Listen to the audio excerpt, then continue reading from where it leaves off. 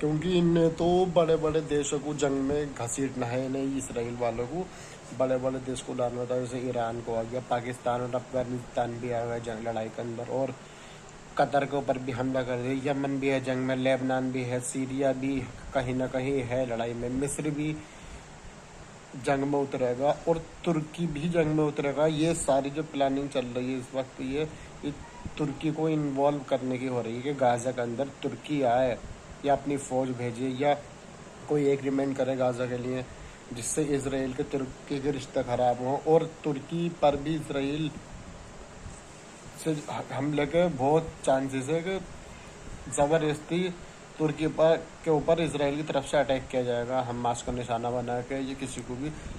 तो ये सीरिया, तुर्की और ये इराक का बॉर्डर है, और ये तुर्की के आगे जो देश है ग्रीस, यहाँ ये एरिया 2026 के बाद में जो हो जंग जब शुरू होगी तो यहाँ भी एक बहुत बड़ी लड़ाई होगी इनसे। हाँ, इनसे तुर्की वालों से। तुर्की तो जंग में उतरने वाला ही है, जंग में तो उतरेगा ही, बिल्कुल उतरेगा।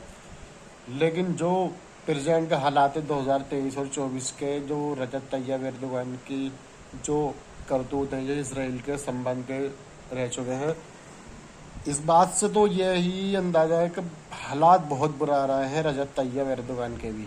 हाँ, और जिन जिन हुक्मरानों ने इसराइल की मदद की है गाजा के खिलाफ, उन सबके बुरे तो दिन बिल्कुल आएंगे ही, खास करके मुसलमान हुक्मरानों के, चाहे किंग सलमान हो, ये सऊदी अरब वाला हो, मिस्र का फतेह अल सीसी हो, या जॉर्डन का किंग अब्दुल्ला हो, रजब तैयब एर्दोगान हो, अमीरात का मोहम्मद बिन जायद अल नाहयान हो, और चाहे अरबी कंट्री का कोई सा भी प्रेसिडेंट हो जिसने इसराइल को सपोर्ट किया है अंदरूनी तरीके से।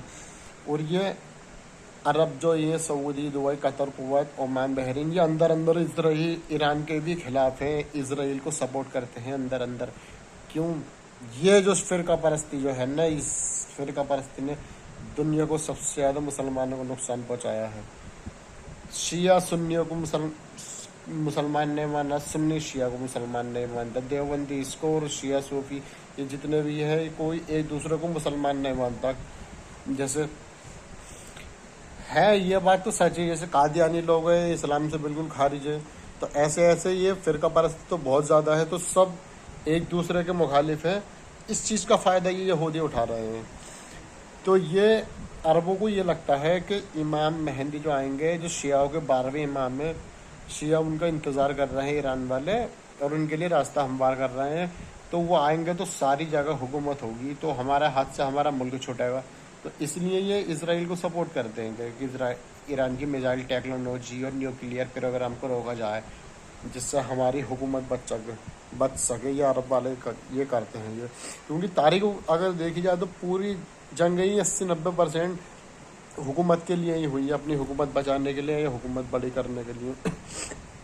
यही हालात ऐसे होते बिल्कुल जा रहे हैं। ये गाजा की जो जंग बंदी अब हुई है 10 या 11 अक्टूबर 2025 को, इन दिनों में जो सीज फायर हुआ है कि हम कैदी अदला बदला करेंगे, जो हमास के पास जो इसराइल के कैदी हैं, जो बंधक हैं, उनको हमास छोड़ेगा और इसराइल फ़िलिस्तीन के कैदियों को छोड़ेगा। तो इससे इस बात पे जंग रुकी है, और ये रुकी हुई है जंग, लेकिन ये सीज फायर टूटने में ज़्यादा टाइम ना लगेगा, ये टूटेगा।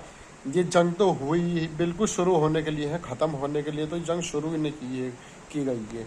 ये जंग कोई अपने पास से या कोई मुस्लिम मवालिक या कोई अपनी तरफ से नहीं कर रहा है, इसको तो जंग को बहुत बड़ी तरीके से लीड किया जा रहा है पीछे को, क्योंकि 1.5 लाख लोगों को इसराइल ने कत्ल कर दिया, उन मुसलमानों को गाजा के।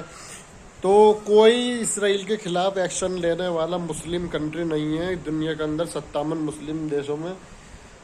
तो क्या मतलब है इसका, जो कोई एक्शन नहीं ले रही, तो इसको लीड किया जा रहा है बिल्कुल पीछे से, कहीं ना कहीं से बिल्कुल लीड किया जा रहा है इस जंग को। अब ये सीज फायर भी टूटेगा। अब ये क्या इस वक्त जो है अक्टूबर का महीना चल रहा है, नवंबर दिसंबर के बाद में, जहाँ तक मेरा ख्याल है 2026 के बाद में जो है बिल्कुल वर्ल्ड वॉर 3 का बटन बिल्कुल जिसको बोलते हैं दबने जा रहा है, और बहुत बड़े लेवल पर अब लड़ाइयाँ होनी शुरू होंगी। हाँ, नबी ने फरमाया था इज़ा फसादा अहल शाम फला खैर फीकुम, जब शाम में फसाद होगा तो कहीं खैर नहीं बचेगा।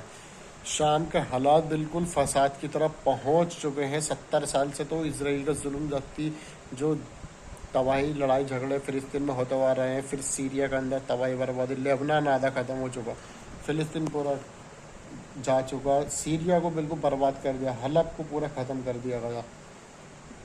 तो ये शाम जो है बिल्कुल बर्बादी की तरफ है, यानी कि तबाही की तरफ। जब ये शाम में फसाद होगा तो इसके बाद में लड़ाई झगड़े शुरू होने होंगे। ये सब अब इसका असर जो है गाज़ा की तबाही बर्बादी का अब ये दुनिया को नज़र आएगा।